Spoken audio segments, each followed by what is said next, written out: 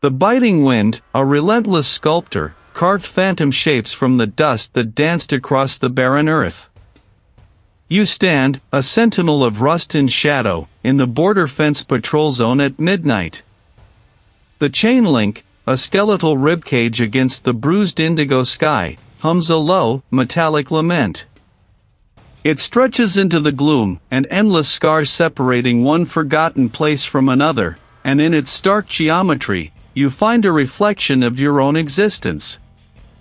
Your breath plumes, a fleeting ghost in the frigid air, as you scan the horizon. Not for migrants, not for smugglers, but for the quiet, the emptiness, the solace of the void. The badge, once a polished star on your chest, now lies buried somewhere in the detritus of memory, tarnished by a truth that slipped through your fingers like sand. Marcus Thorne, they once called you. Now, you are merely the watcher, the man who stands at the edge. The crunch of gravel beneath an approaching vehicle shatters the fragile peace. Headlights, twin predatory eyes, cut through the night, growing steadily larger, brighter, until they pin you in their harsh glare. You don't flinch. There's a weary resignation in the set of your jaw, a practiced stillness born of too many unexpected arrivals. The engine dies, leaving only the ticking of cooling metal and the wind's mournful song. A figure emerges from the driver's side, cloaked in an expensive overcoat, silhouette sharp against the residual glow. He carries himself with an air of authority, a man accustomed to command. There's a flicker of unease in his posture as he approaches you, arms held loosely at his sides.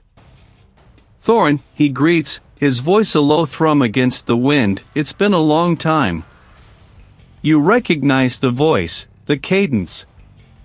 A former colleague, now an official of some standing, whose ascent you watched from a distance as your own career imploded. Too long, I imagine, you respond, your own voice raspy from disuse, from the dust, from the unspoken weight of years. You don't offer a hand. He doesn't expect it. You found your peace out here, the official asks, his gaze sweeping over the desolate landscape, then back to you, lingering on the lines etched around your eyes. There's no judgment, just a detached curiosity. As much as a man like me can, you reply, the words tasting like ash. You remember a name, a face, the brilliant journalist, gone too soon, a case you couldn't solve, a narrative you couldn't complete. It was the crack that splintered your foundation, the failure that sent you spiraling into this self-imposed exile. The O'Connell case. The name hangs in the air, a bell tolling in the desolate quiet. O'Connell. The journalist. A tremor, not of fear, but of an old, familiar fury. You thought that chapter was sealed, buried with your badge and your reputation. It was closed, you state, a flat declaration, a wall you'd built around that particular memory. Random act. No leads. The official shakes his head slowly. Not anymore. New evidence. A link to something far larger. A name you'll recognize. He pauses, letting the implication settle. Senator Blackwood. His presidential campaign and something. Deeper. Something reaching into the highest echelons. You feel the tug, the insidious lure of the unfinished.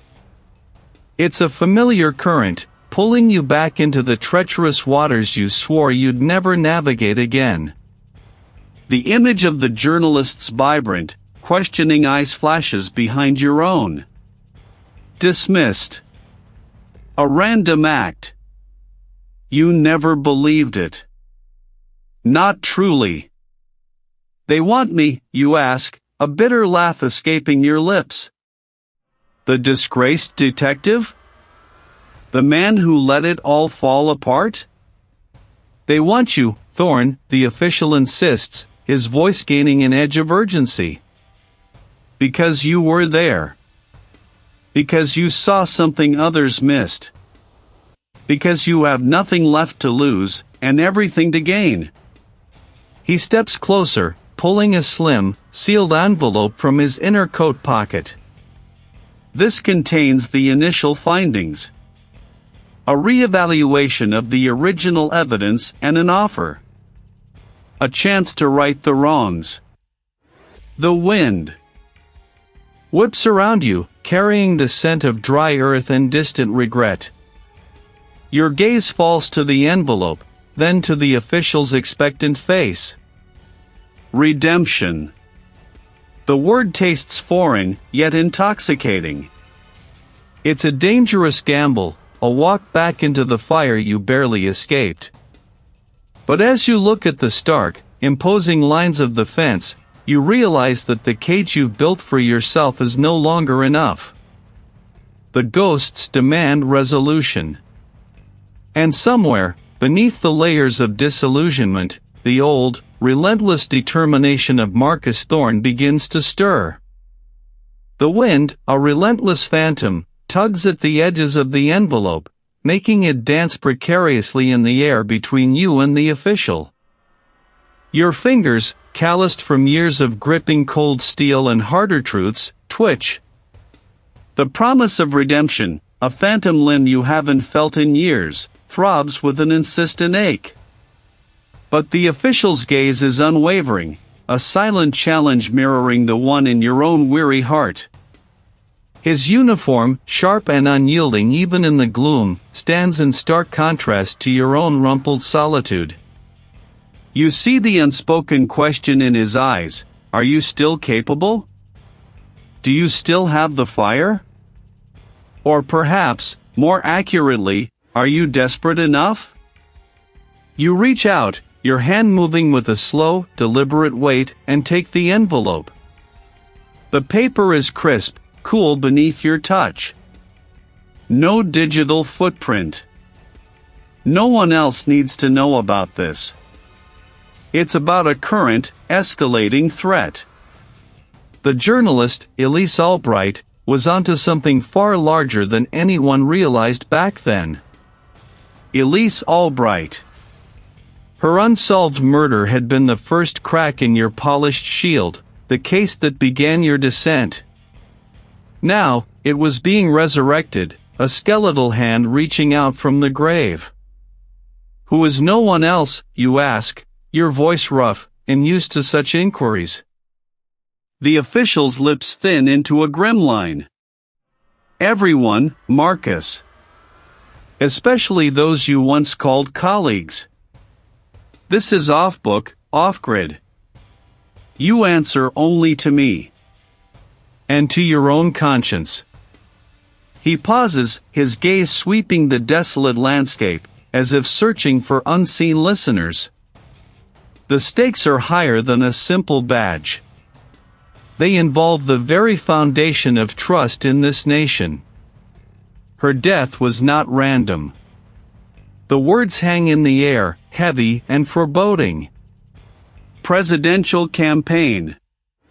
The pieces begin to click, unsettlingly, into place. Her digital devices wiped clean. But a journalist like Elise. She always had a backup. You drive, the hum of the engine a dull counterpoint to the racing thoughts in your mind. The temporary lodging is a sparse, forgotten apartment above a quiet alleyway, chosen for its anonymity. Inside, the air is still, stale, a stark contrast to the relentless wind outside. As promised, a heavy, nondescript box sits on the worn kitchen table. You tear open the seals. The scent of aged paper and stale coffee rises from within. Folders, bound with brittle string, spill out. Crime scene photos, faded but still stark in their brutality. Witness statements, typed on old machines. Forensic reports, filled with jargon that now feels like a dead language. And at the bottom, a smaller, more personal collection, Elise Albright's own preliminary notes, photocopied, some with her distinctive, elegant handwriting scrawled in margins. You pick up the first photo. Elise. Her face, even in death, holds a fierce intelligence, her eyes wide with a final, surprised question. The details of the scene, the overturned lamp, the scattered papers, the single, precise wound, replay in your mind, a haunting echo of the night you first saw them. You remember the official verdict, a robbery gone wrong. You remember the gnawing doubt, the feeling in your gut that screamed otherwise. Hours pass, marked only by the rustle of paper and the occasional click of a pen. You pore over every document, every line, every detail, searching for the ghost of a truth you missed. The initial reports mention a vague reference to a community outreach program Elise was investigating, something about land development. At the time, it seemed innocuous, a minor subplot. But now, as you sift through the newer materials, the photocopied campaign brochures for the prominent politician, an unsettling pattern begins to emerge. The same community outreach program is prominently featured in the politician's current platform, touted as a cornerstone of their vision for urban renewal. The name of the organization behind it, the Benevolent Foundation, appears in both Elise's notes and the campaign literature. You find a faded newspaper clipping from Elise's files, dated weeks before her death. It's a short piece, easily overlooked, about a groundbreaking ceremony for a new development project, spearheaded by the Benevolent Foundation, and attended by the then rising star politician. Next to it, in Elise's precise script, a single word is underlined: subsidies. Subsidies. Public funds. And a journalist who died investigating it. At the top, you scroll two names, Elise Albright. The Benevolent Foundation. Then, beneath them, the name of the prominent politician, now a presidential hopeful. It was a live wire, sparking with dangerous implications, and you, Marcus Thorne, had just grabbed hold. Elise Albright. The Benevolent Foundation. The politician, now a presidential hopeful. The chilling hum of connection grew louder, a siren song pulling you back into the cold currents of a past you tried to drown. The air bites with a raw, metallic tang, carrying the faint, distant thrum of engines from the highway, a sound swallowed by the vast, desolate stretch of land. This is where her vibrant life bled out, under a sky indifferent to human suffering. This is where you failed. The ground beneath your worn boots is unforgiving, a mix of compacted dirt and sharp gravel. You trace the perimeter of what was once a crime scene, now just another forgotten patch of ground, indistinguishable to the casual eye. But your eyes are not casual. They are haunted. You remember the forensic team, the harsh glare of their lights, the precise, almost surgical way they moved, missing nothing, or so you thought. You moved slowly, deliberately, not with the urgency of a fresh pursuit, but with the quiet, meticulous patience of an archaeologist sifting through forgotten ruins.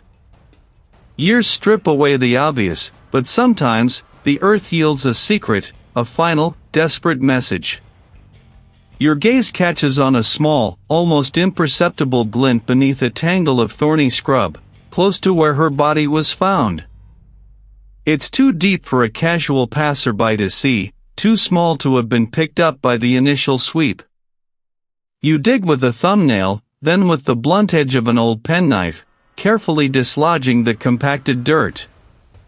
It's a small, leaden charm, roughly the size of your smallest fingernail, dulled by the elements. On its surface, barely visible, is a single, intricately etched symbol, two interlocking triangles, one upright, one inverted, forming a star-like pattern, but with an additional, almost microscopic dot at the center where they meet. It feels ancient, out of place, not a common trinket. Elise wasn't one for esoteric jewelry. This was a message. A clue, buried not by chance, but perhaps by intent. This wasn't random. Elise Albright, the journalist, was meticulous, sharp. She wouldn't have just dropped something so distinct. She left it. The symbol itself resonates with an unfamiliar hum, a quiet insistence that pulls you deeper into the current. You slide into a booth across from a former colleague, a man whose face has become a roadmap of exhaustion and quiet resignation since you last saw him.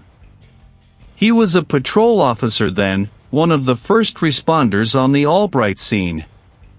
He's now a security guard at a distant warehouse, his uniform a faded echo of his former authority.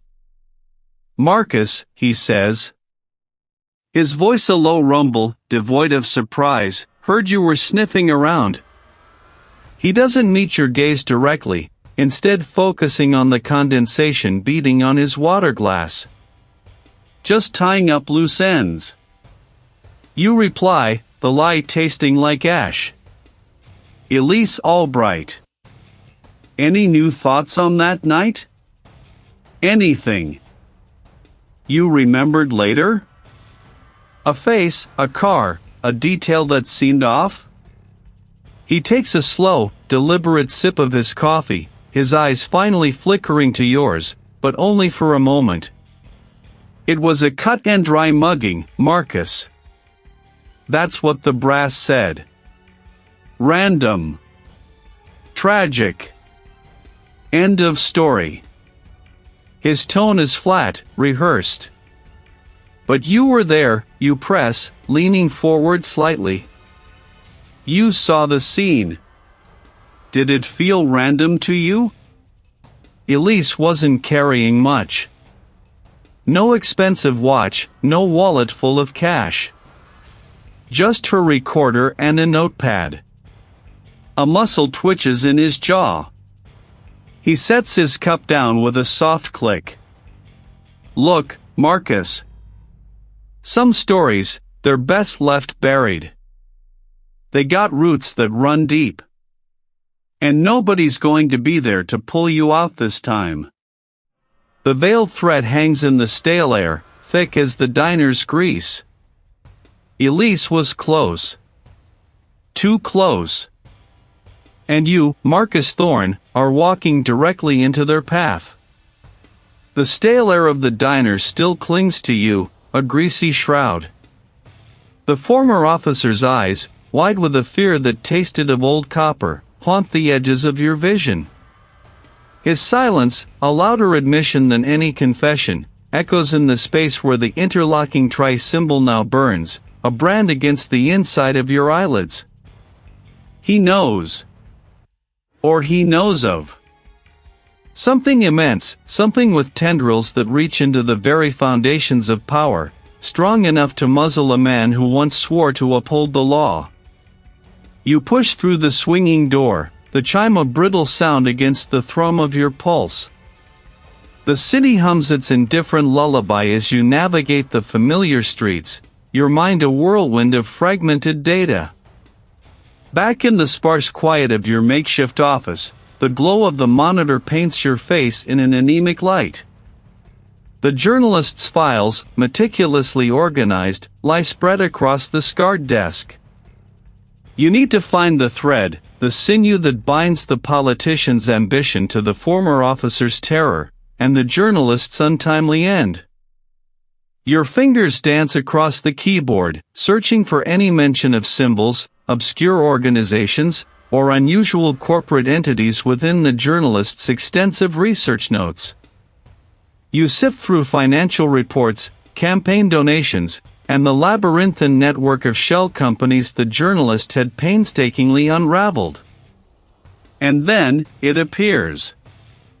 A name that resurfaces with unnerving regularity: Aegis Holdings. It's a phantom entity, a holding company with no discernible public face, yet its contributions to the politicians' various PACs are substantial, almost audacious in their consistency. You cross-reference the name with the journalist's deeper dives, the ones marked with cryptic asterisks and underline warnings. There, nestled within a scanned document of a corporate registration, is the logo. Unmistakable. This isn't just a symbol, it's a signature. A mark of ownership, of influence. The journalist had been meticulously tracking Aegis Holdings' opaque investments, their sudden acquisition of distressed assets, and a series of offshore transfers that hinted at more than just shrewd business. They were digging into influence peddling, into how Aegis Holdings seemed to pave the way for the politicians' legislative victories, particularly those involving land development and resource extraction. The truth, in their hands, was a weapon. The number is unknown, untraceable. You answer, a prickle of unease crawling up your spine. A distorted voice, raspy and low, speaks 3 words: border fence. Midnight. Then the line goes dead. No explanation, no context. Just a command, a lure. You are Marcus, and you are determined. You have to go. The engine of your beat-up sedan grumbles its protest as you push it towards the designated coordinates. The city lights recede, swallowed by the vast, open maw of the desert night. The landscape is a monochrome canvas under a sliver of moon. You kill the engine, plunging the interior into a suffocating quiet. You step out, the crunch of gravel beneath your worn boots the loudest sound in the vast emptiness. There's no one here. A trap. You knew it. Yet, a part of you, the part that hungers for answers, hoped. Then, the glint. A sudden flash of chrome in the distance, followed by the low rumble of an approaching engine.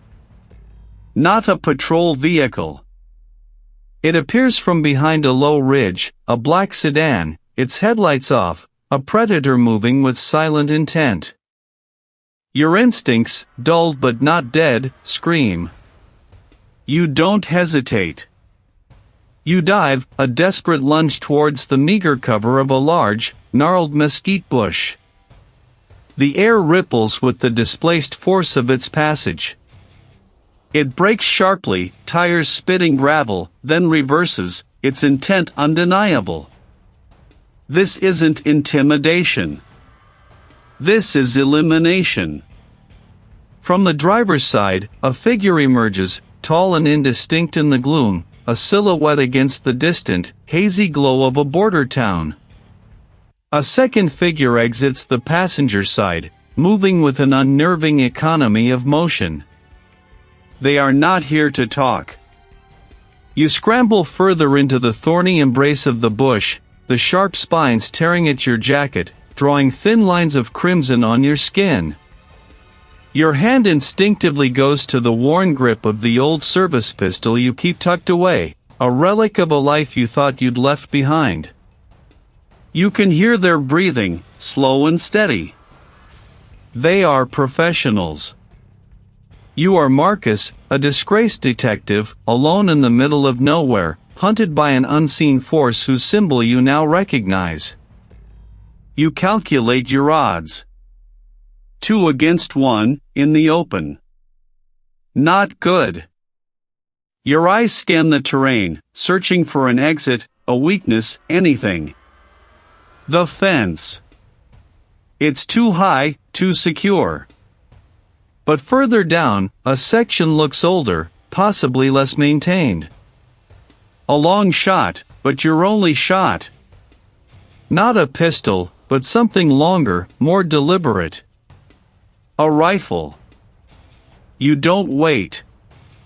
Bursting from cover, you sprint, low and fast, towards the compromised section of the fence, a desperate surge of adrenaline fueling your legs. A shot rings out, a sharp crack that echoes across the desolate landscape. You don't look back. You just run, the metallic taste of fear and grim determination filling your mouth. The game has changed.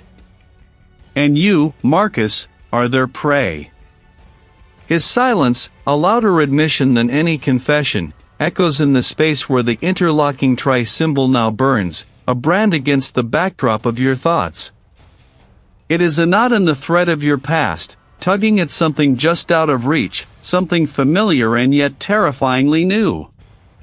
You trace the symbol again in the humid air of your small, rented room, the image seared behind your eyelids. Not just a random mark, but a deliberate signature, echoing faintly in the forgotten corners of the cold case files.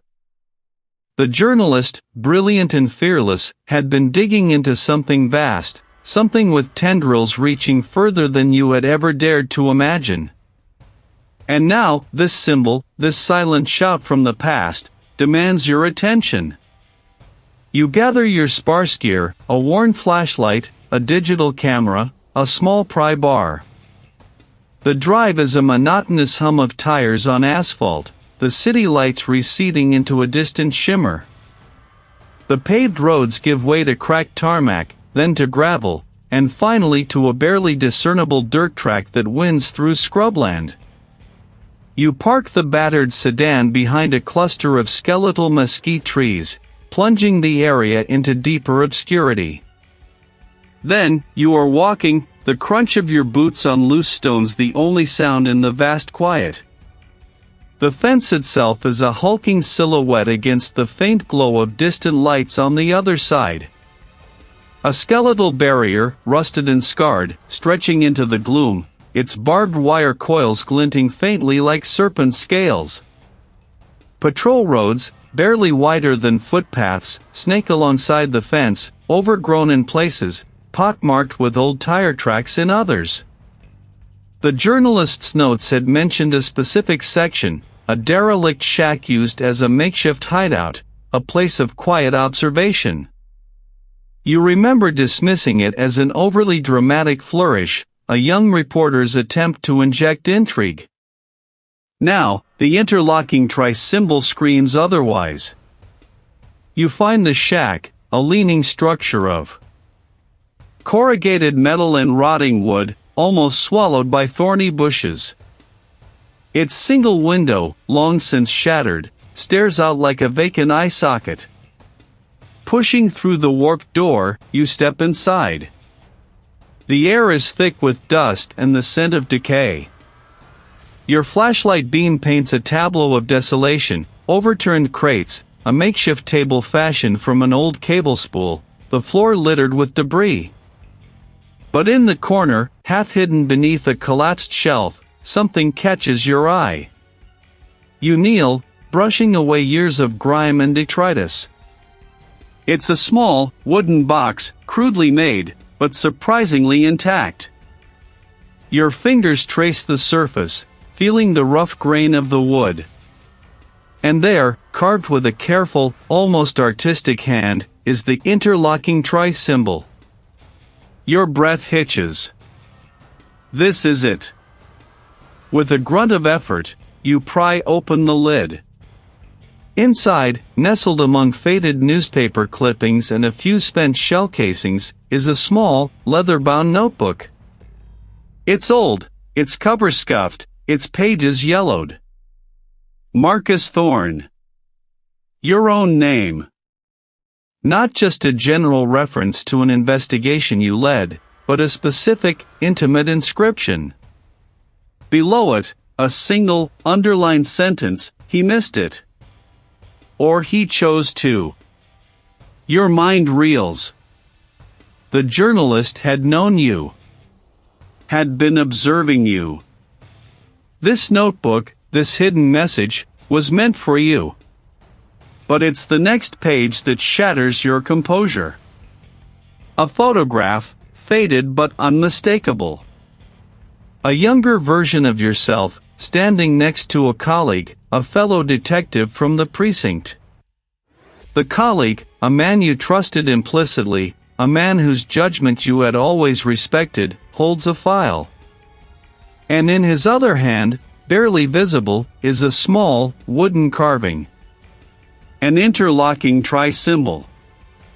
The blood drains from your face. The memory surfaces, sharp and brutal. That colleague, the one who had always seemed to have your back, had been the primary liaison for the journalist. A decision you made. A trust you placed. A blind spot you nurtured. He didn't just miss it, he misled you. He guided your investigation away from this symbol, away from this place, away from the truth. The betrayal is a bitter taste on your tongue, sharper than the dust and decay in the air. You grip the notebook, your knuckles white. The tension coils in your chest, a suffocating weight. The journalist had known you. Had been observing you. The notebook, a silent sentinel, trembled slightly in your grasp. Its worn pages, a mosaic of newspaper clippings and hurried scrawls, spoke of a life abruptly silenced, yet fiercely determined to be heard.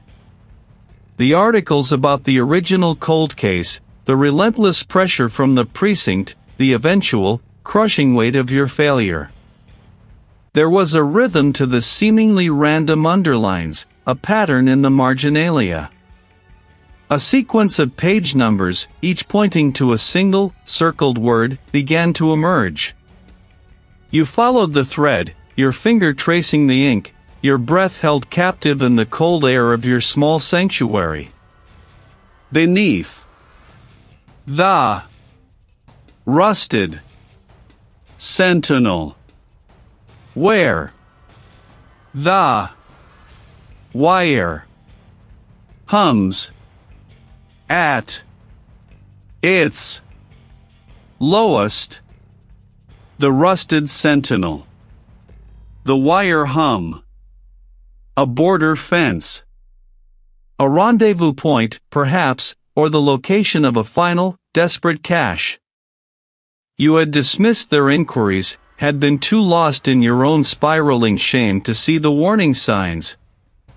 Now, the full weight of their dedication, their sacrifice, pressed down upon you. The decision was not a choice, but an inevitability. The city lights receded in your rearview mirror, blurring into a distant, mocking glow. The road ahead stretched, an asphalt ribbon unraveling into the desolate expanse of night. The landscape grew starker, the occasional skeletal tree reaching desperate branches towards a sky devoid of stars. Doubt, a persistent gnawing thing, tried to settle in your gut, but you pushed it back, replacing it with a grim resolve. This was no longer just about redemption. It was about truth. Hours bled into the deep quiet of the night. Finally, the stark silhouette of the border fence rose against the bruised horizon, a jagged scar across the land. It loomed, a barrier of steel and mesh, its barbed crown glinting faintly in the scant light filtering from a distant watchtower. You steered the vehicle onto a gravel track, the tires crunching loudly in the profound stillness. The designated time, the precise hour etched into the journalist's desperate code. The only sound, save for the wind's mournful song, was the almost imperceptible, high-pitched hum of the electrical current coursing through the perimeter. You remembered the phrase, where the wire hums at its lowest breath. It implied a specific point, perhaps a less monitored section, of vulnerability. The fence stretched endlessly in either direction, a daunting, impassive wall. You moved along its base, your flashlight beam a narrow spear cutting through the inky blackness. Your eyes scanned the ground, the fence posts, the rusted components. The journalist's message echoed in your mind, a guiding mantra. Beneath the rusted sentinel. There were many rusted sentinels, each post a metallic sentinel standing guard. Then you saw it. Not a specific post, but a small, almost imperceptible disturbance in the packed earth directly beneath one of the more corroded, older sections of the fence. A patch of disturbed gravel, a subtle shift in the arrangement of stones. You knelt, your fingers numb as they scraped away the loose debris. It was a small, waterproof casing, camouflaged with a layer of mud and rust-colored paint. Your heart hammered, a frantic drum against your ribs. With trembling hands, you pried it open. Inside, nestled securely, was a rugged data drive and a single, folded sheet of paper. You pulled the paper free first. The journalist's familiar, elegant script filled the page, though the lines were more urgent, more angular than in the notebook. Marcus, it began, a direct address that twisted a knife in your gut. They found me. This is everything. The politician. Senator Caldwell. He's the architect. The organization. The obsidian hand. They control the flow, the narrative, the very bedrock of this city. Proof of the illegal funding, the human trafficking at the docks, the rigged contracts, the payoffs to the judiciary. It all leads back to him, and to them. The drive details their structure, their members, their dirty money. It's encrypted. The key is in the notebook, hidden in plain sight, a sequence of primes you should recognize from your old case files. Don't let my death be in vain, for justice, Marcus. For the truth. The words blurred, then sharpened, searing themselves into your mind. Senator Caldwell. The obsidian hand. Human trafficking. Rigged contracts. The scale of it was staggering, a monstrous web of corruption that had festered unseen, unheard. The hum of the fence, once a subtle drone, now seemed to mock you, a reminder of the invisible forces at play. The files unlocked, spilling their gruesome contents across the small screen.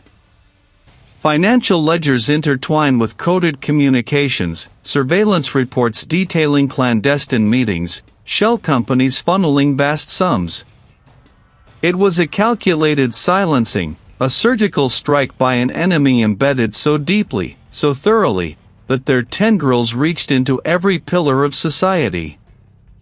Your failure, your badge, your reputation, they were mere collateral damage in their ruthless pursuit of power.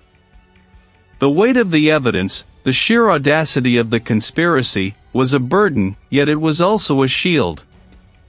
There was no turning back. You had been broken once, discarded. But the journalist's sacrifice, their unwavering belief in justice, had forged something new within you. You gripped the drive, its plastic shell a testament to a truth bought with blood. It whipped the loose strands of your hair into your eyes, tasting of dust and distant steel. The metal mesh of the fence, a skeletal spine against the bruised indigo sky, stretched endlessly, its barbed crown glinting under the sparse, indifferent stars. Each breath you drew was shallow, a calculated intake against the cold, against the phantom grip of the enemy you now knew to be everywhere. You moved like a wraith, your boots silent on the packed earth, each step a testament to an instinct honed by years of walking the shadowed edges of the law. The revelation of the journalist's true fate, the insidious reach of the conspiracy, had been a thunderclap in the quiet storm of your mind. And now, you were the next target. A low thrum vibrated through the ground, a distant growl that tightened the muscles in your neck. Headlights. Not the typical border patrol vehicles, their patterns were too erratic, too aggressive for routine sweeps. These were the hounds, unleashed and hungry. Your eyes, accustomed to the gloom, scanned the desolate expanse.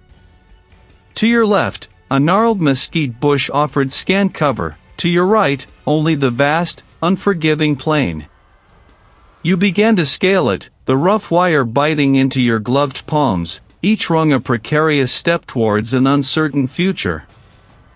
They were closer than you anticipated, their speed unnerving. Your heart, a trapped bird, hammered against your ribs, but your movements remained fluid, precise. Adrenaline, a potent elixir, coursed through your veins, sharpening your senses to an almost unbearable degree. A voice, amplified and distorted, shattered the night. Marcus Thorne. You didn't pause. To stop was to surrender, and surrender meant the truth would remain buried, the journalist's sacrifice in vain. As you reached the apex, clinging precariously to the barbed wire, the first vehicle skidded to a halt below, its powerful beam pinning you like a specimen. A crack split the air, a whip-like sound that sent a tremor through the fence. A bullet. They weren't interested in a clean arrest. You dropped to the other side, landing hard but rolling with the impact, the desert floor rising to meet you. Scrambling to your feet, you sprinted, the fence now a temporary shield between you and the immediate threat. The second vehicle, larger and more menacing, veered around the first, its tires spitting gravel as it accelerated along the service road, paralleling your desperate flight. They were organized, relentless. This wasn't a local enforcement unit. They knew your every move, anticipated your every turn.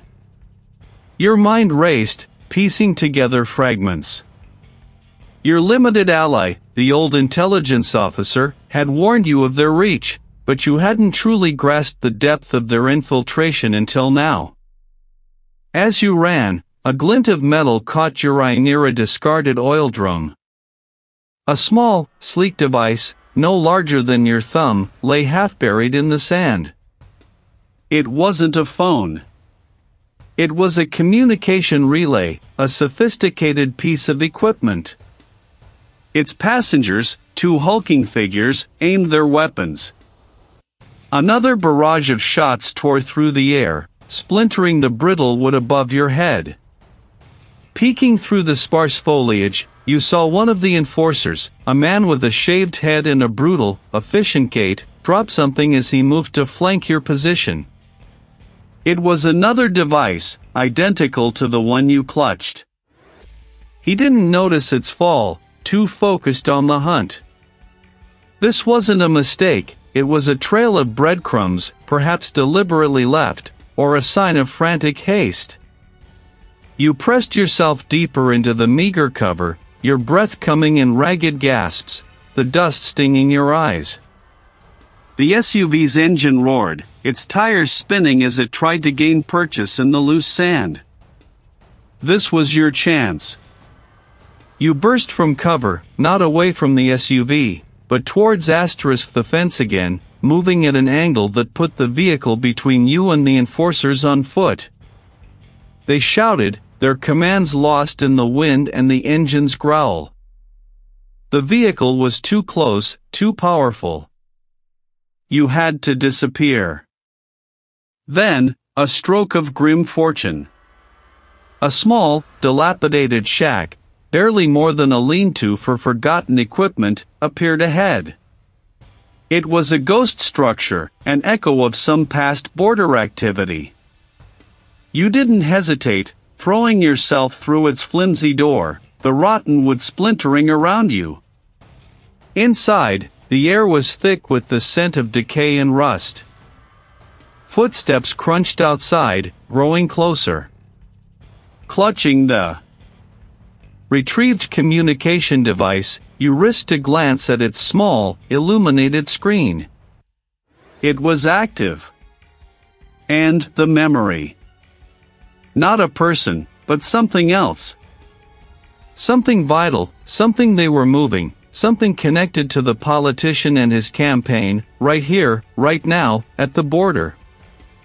It wasn't just about covering up a past murder, it was about an active operation, a live threat, a crucial piece of the puzzle being delivered or received.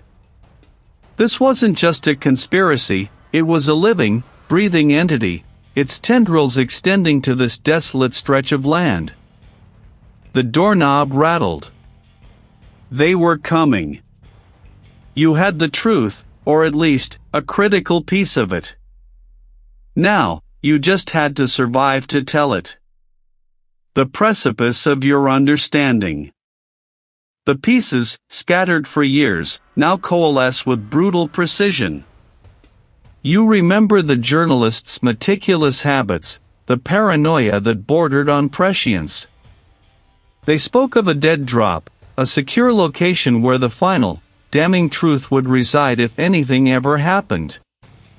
An abandoned factory, its skeletal remains looming by the old rail yard, a place you'd once dismissed as a red herring. Now, it calls to you. The drive there is a blur of streetlights painting fleeting streaks across the rain-slicked asphalt. Your hands grip the wheel, knuckles white, the engines growl a counterpoint to the thrumming urgency in your veins. You move with a purpose honed by years of chasing shadows, a grim determination hardening your gaze. The factory stands silhouetted against a bruised sky, its broken windows like vacant eyes. You navigate the labyrinthine interior, a small flashlight beam cutting through the gloom, each step echoing in the vast emptiness. A pry bar, scavenged from the debris, grunts with effort. The section of wall gives way, revealing a small, dry cavity. Inside, nestled amongst insulation, is a sealed, ruggedized case.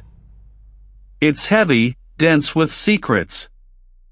Within, a cluster of micro-SD cards, a compact, encrypted drive, and a single, hand-bound ledger.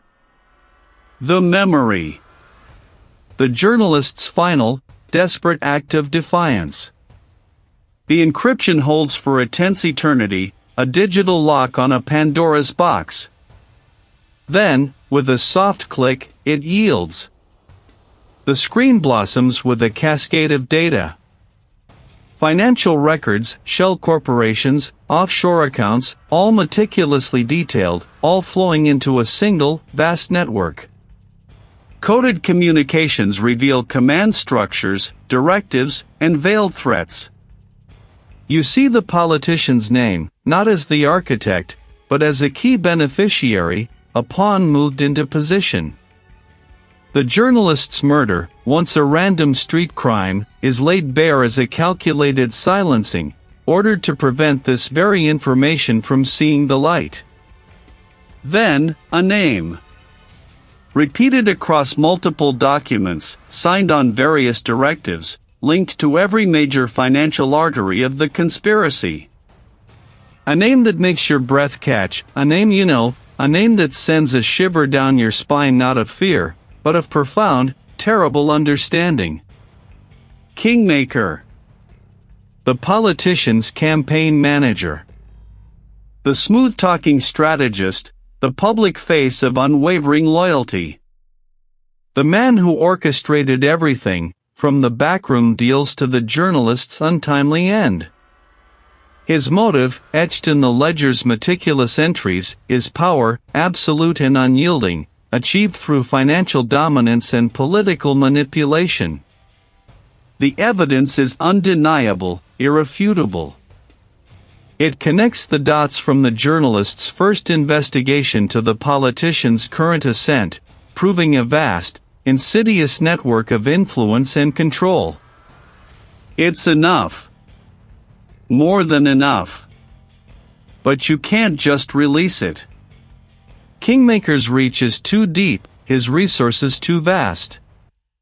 He'd bury it, discredit you, and make you disappear like so many others. You need to draw him out, force him into the open, where his machinations can't hide behind layers of bureaucracy and influence. You craft a message, brief and pointed. A single, encrypted email, sent to a burner address you found in the ledger, known to be Kingmaker's private channel. It contains a fragment of the data, just enough to prove you possess the memory, enough to make him sweat, and a demand. A meeting. Your fingers hover over the send button, the weight of the coming confrontation pressing down on you. You know what you're doing. You're baiting a trap, and you are the bait. But it's the only way to finally bring him down. A desolate stretch, barren and exposed, where the only witnesses are the wind and the distant hum of the highway. You send the message. The digital echo of its transmission seems to hang in the air, a silent declaration of war. The road narrows, becoming less a path and more a suggestion, the gravel crunching under your tires. You see it then, a stark, unforgiving line against the horizon, the fence. A symbol of division, of control, now the stage for your final play. There are no other vehicles, no other signs of life. You pull your vehicle to a stop, kill the engine. The sudden quiet is deafening. The only sound is your own breathing, steady, measured. You scan the perimeter, your eyes piercing the gloom, searching for any sign of movement, any glint of metal. He will come. He has to. The information you hold is too dangerous, too damning for him to ignore. And you know, with absolute certainty, that he will not come alone. You are walking into the heart of their operation, into the jaws of the beast. But you have the memory. And you are Marcus Thorne, no longer disgraced, but determined. This is where it ends, one way or another. The waiting begins. Your breath plumes, a transient ghost in the frigid air, as you step from the cover of a gnarled mesquite, the gravel crunching a sharp counterpoint to the distant drone of a patrol vehicle. The moon, a sliver of bone, casts lone, distorted shadows that dance with your every movement. This is the precipice. Before you, bathed in the anemic glow of a single, flickering floodlight mounted on a guard tower, stands the tableau you've anticipated. The politician, his face etched with a nervous strain that even the pale light cannot fully obscure, gestures with an agitated hand. Beside him, a figure of quiet authority, almost a shadow made manifest, listens with an unnerving stillness. This is the Kingmaker, the architect of ambition, the weaver of the grand design. Two hulking figures, their forms bulky even in the dimness, flank them, their stances radiating a coiled menace. Enforcers, silent watchers. You step further into the light, your presence a sudden, jarring note in their clandestine symphony. The crunch of your boots on the loose stones echoes, drawing their gazes. The politician flinches, a gasp catching in his throat. The Kingmaker, however, merely inclines their head, a faint, almost imperceptible smile playing on their lips. It is the smile of a predator who has anticipated the prey's arrival, not of one surprised. Marcus Thorne, the Kingmaker's voice is a low, resonant hum, cutting through the wind's lament. Punctual, as ever. A habit that once served you well. You ignore the taunt, your gaze fixed on the politician. You're out of time, Senator. The game is over. The politician's eyes dart nervously between you and the Kingmaker. Thorne, what are you talking about? A private conspiracy that cost a journalist his life, and nearly cost this country its soul. The Kingmaker's smile widens fractionally. Bold claims, Marcus. The memory, you called it. Not a person, but a ledger. A meticulous record of how you traded your integrity for a gilded cage. The politician's face drains of color. That's a lie. Fabricated. Is it? You challenge, your voice rising, cutting through the night. The journalist was close to exposing it all. He had a copy, hidden, waiting for the right moment. He believed in truth, Senator. Unlike you, who believed in the Kingmaker's promises. The Kingmaker steps forward, their movements fluid, almost graceful. A regrettable loose end. The wheels of progress often crush those who stand in their path. Progress, you scoff, a bitter taste on your tongue.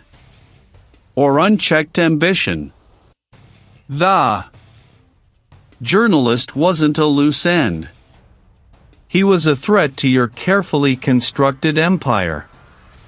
He had the final piece, a data packet linking the politician's campaign finances directly to the memory, showing how the Kingmaker funded his rise with laundered money, ensuring loyalty. He was killed because he was about to upload it, to shatter the illusion.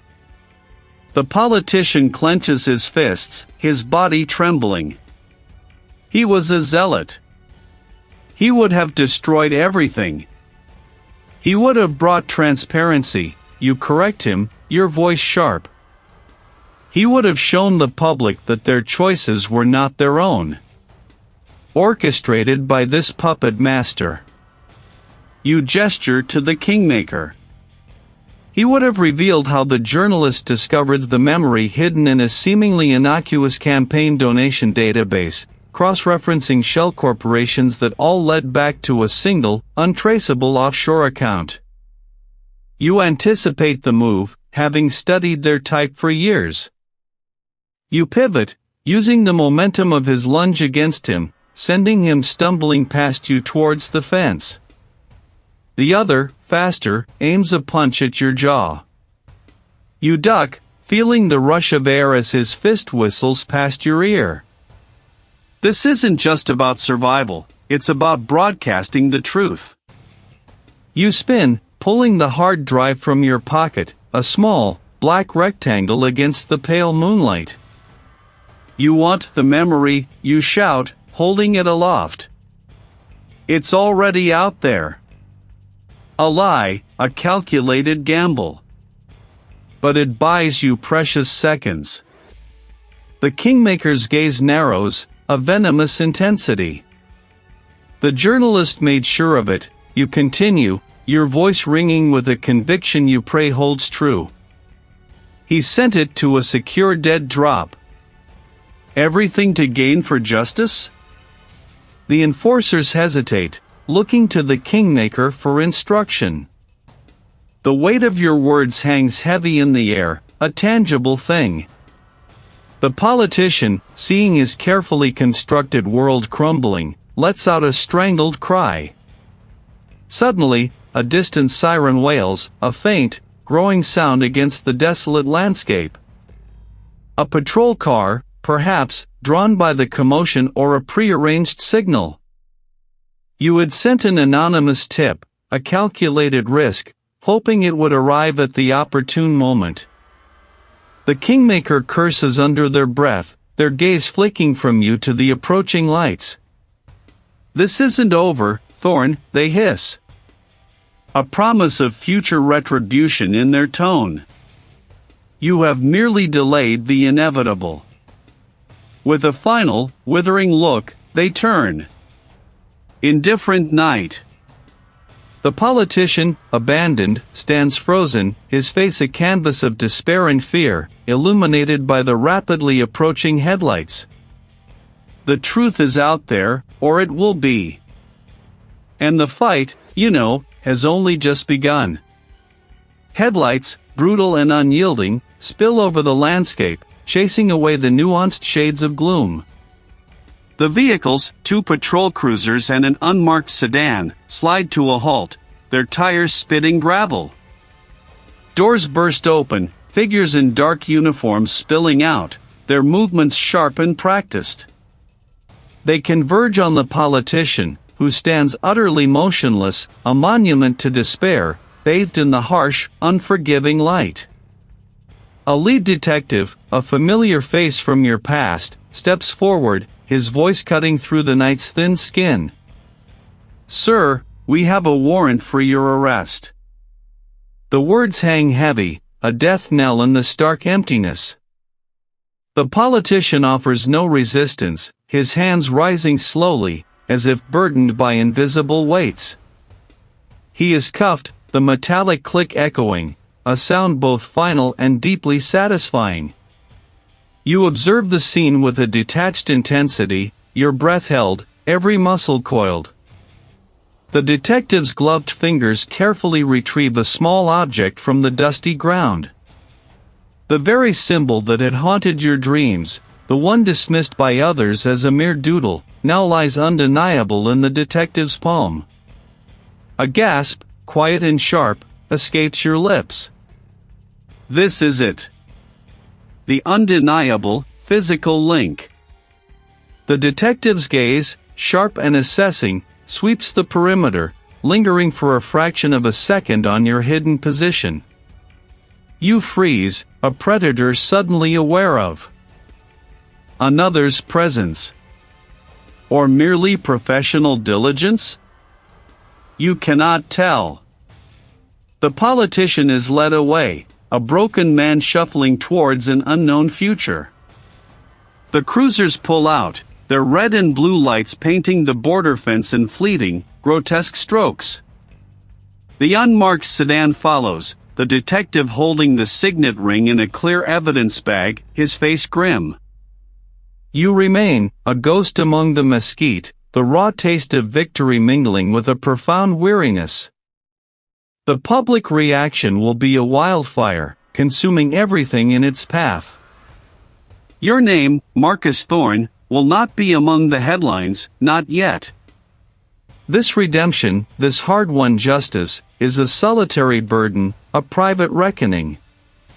The immediate consequences are clear, a powerful figure apprehended, a crucial piece of evidence secured, the truth beginning its slow, agonizing crawl into the light. But the deeper currents, the true cost, begin to eddy around you.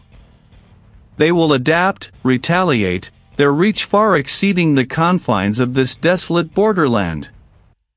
You rise slowly, your joints stiff, the weight of years pressing down. Your gaze sweeps the horizon, not for the departing vehicles, but for something else. A movement, a glint, a disturbance in the seamless fabric of the night. Nothing. This is not the end, merely the turning of a page, the beginning of a new, perhaps more perilous, chapter. The path to true redemption, you realize, is paved with more than just arrests. It demands vigilance, an unyielding resolve against the unseen forces still at play. The price of justice, you feel in your bones, is an eternal watch. You watch from your concealed perch, the metallic tang of the fence line a cold promise against your cheek, the night wind a whisper of anticipation. Two black sedans, polished obsidian in the harsh light, pull up to a discreet service gate. Behind them, a utility van, nondescript and heavy, idles like a predatory beast. Your breath plumes in the frigid air, a transient ghost. This, you know, is the rendezvous. A figure emerges from the lead sedan, their silhouette instantly recognizable against the glow. The politician. Their movements are precise, authoritative, even here, in this desolate borderland, far from the polished rostrums and cameras.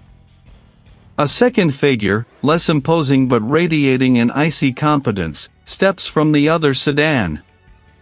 From the utility van, two burly men begin to unload a series of reinforced cases, their movements practiced and swift.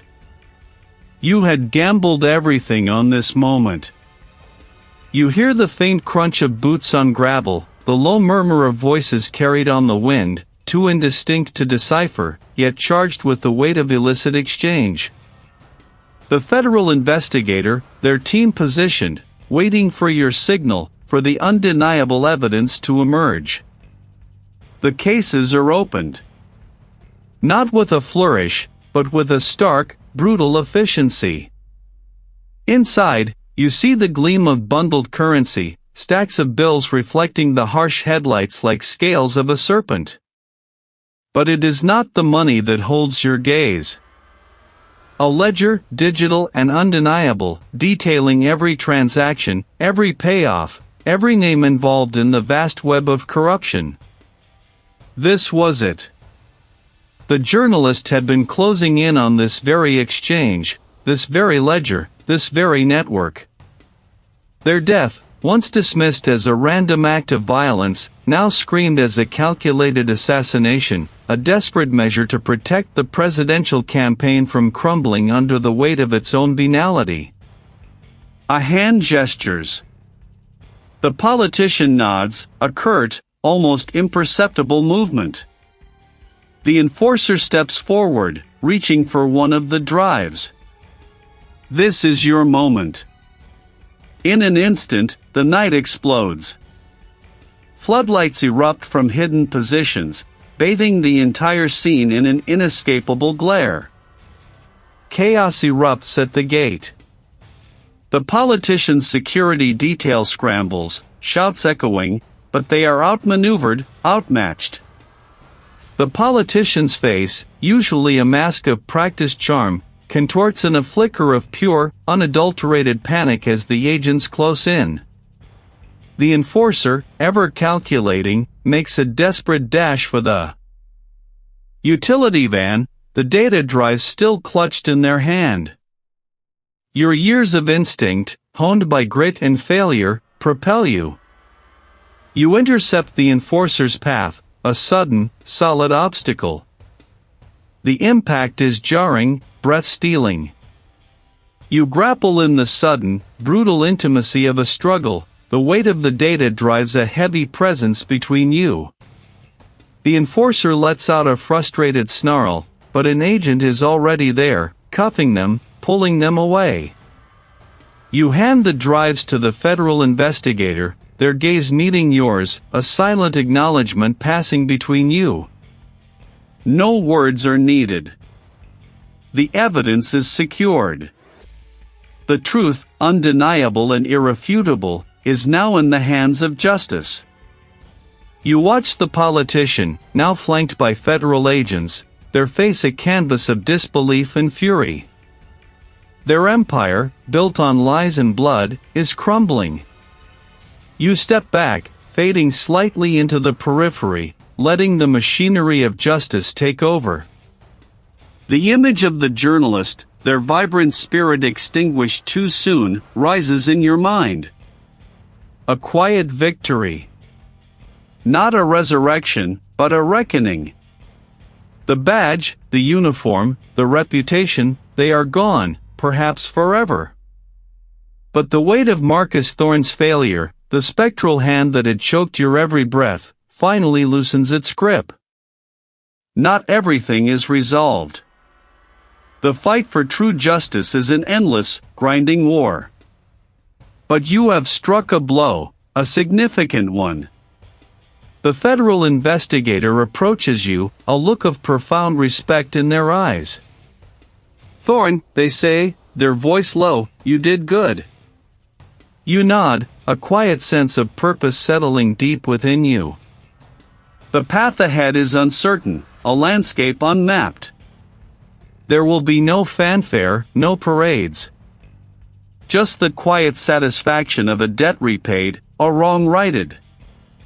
You are no longer just a disgraced detective, you are a man who sought justice and found it. And in that search, you found yourself again.